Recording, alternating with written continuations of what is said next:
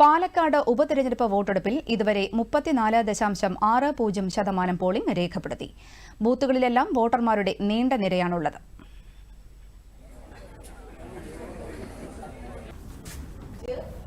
Elizabeth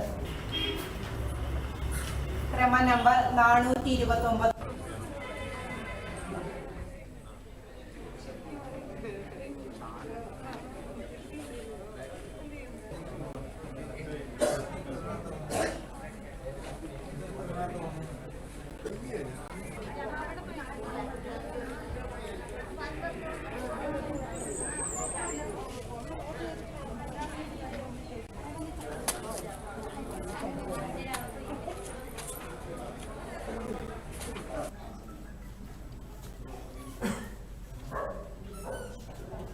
ക്രമ 98 Ajilal K.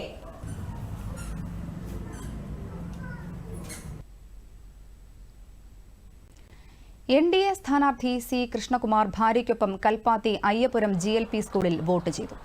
ചരിത്രപരമായ വിധിയെഴുത്താണ് വോട്ടർമാർ ഇത്തവണ നടത്തുന്നതെന്നും ഇത് പാലക്കാട് മാത്രമല്ല കേരള രാഷ്ട്രീയത്തിലും മാറ്റമുണ്ടാക്കുമെന്നും സി കൃഷ്ണകുമാർ മാധ്യമങ്ങളോട് പറഞ്ഞു.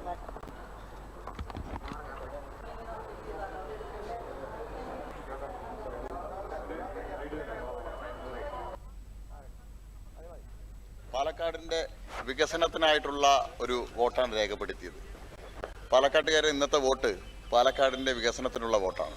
പാലക്കാട്ടുകാർ ഇത്തവണ ചരിത്രപരമായിട്ടുള്ള ഒരു വിധിയെഴുത്താണെന്ന് നടത്തുന്നത്. അത് കേവലം പാലക്കാട് മാത്രമല്ല കേരള രാഷ്ട്രീയത്തിൽ തന്നെ വലിയൊരു മാറ്റത്തിന് തുടക്കം കുറിക്കുന്ന ഒരു വിധിയെഴുത്ത് NDAയുടെ വിജയം വഴി ഇന്ന് പാലക്കാട്ടുകാർ വിധിയെഴുതും.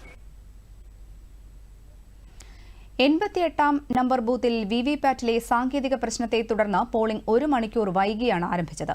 LDF സ്ഥാനാർത്ഥി പി സരിൻ വോട്ട് ചെയ്യാനെത്തിയ ബൂത്തിലാണ് സാങ്കേതിക പ്രശ്നമുണ്ടായത്. പാലക്കാട്ടെ ജനങ്ങൾ വിവാദങ്ങൾക്കല്ല വികസനത്തിനാണ് വോട്ട് ചെയ്യുന്നതെന്ന് LDF സ്ഥാനാർത്ഥി പി സരിൻ പറഞ്ഞു. കഴിഞ്ഞ കാലങ്ങളിലെ വികസന മുരടിപ്പിന് ഇത്തവണ വോട്ടർമാർ പ്രായശ്ചിത്തം ചെയ്യുമെന്നും പി സരിൻ പറഞ്ഞു. വോട്ടർമാർ വികസനം മാത്രമേ പരിഗണിക്കൂ. അവർക്ക് പരിഹാരങ്ങൾ കാണണം.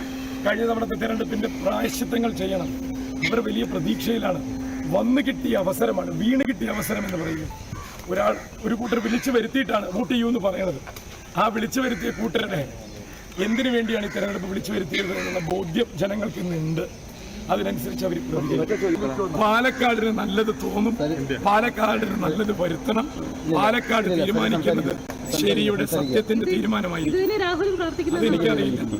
അന്ന് പ്രാർത്ഥിക്കുന്നവരും നിന്ന് പ്രാർത്ഥിക്കുന്നവരും തമ്മിൽ വ്യത്യാസമുണ്ട്. പാലക്കാടിലേത് ജനങ്ങൾ ആഗ്രഹിക്കുന്ന വിധിയാകുമെന്നും 5 അക്ക ഭൂരിപക്ഷത്തിൽ UDF വിജയിക്കുമെന്നും ഷാഫി പറമ്പിൽ MP പറഞ്ഞു. കേരളം ആഗ്രഹിക്കുന്ന ഒരു വിധിയെഴുത്ത് പാലക്കാട് നിന്നുണ്ടാകും.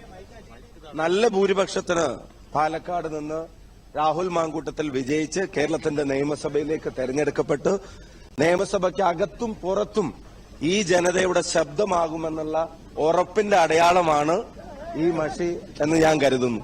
ഞങ്ങള് 5 അക്ക ഭൂരിപക്ഷം ഞങ്ങൾ നേരത്തെ പ്രതീക്ഷിക്കുന്നതായിട്ട് ഞങ്ങൾ പറഞ്ഞിട്ടുണ്ട്.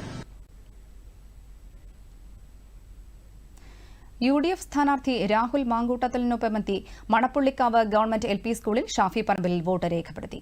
ആകെ 184 പോളിംഗ് ബൂത്തുകളിലാണ് വോട്ടെടുപ്പ്. കേരള രാഷ്ട്രീയത്തിലെ തന്നെ ഏറ്റവും സംഭവ ബഹുലമായ പ്രചാരണ കാലയളവിന് ശേഷമുള്ള വിധിയെഴുത്ത് 3 മുന്നണികൾക്കും നിർണായകമാണ്. 10 സ്ഥാനാർത്ഥികളാണ് മത്സരരംഗത്തുള്ളത്. വൈകിട്ട് 6 മണിവരെയാണ് വോട്ടെടുപ്പ്.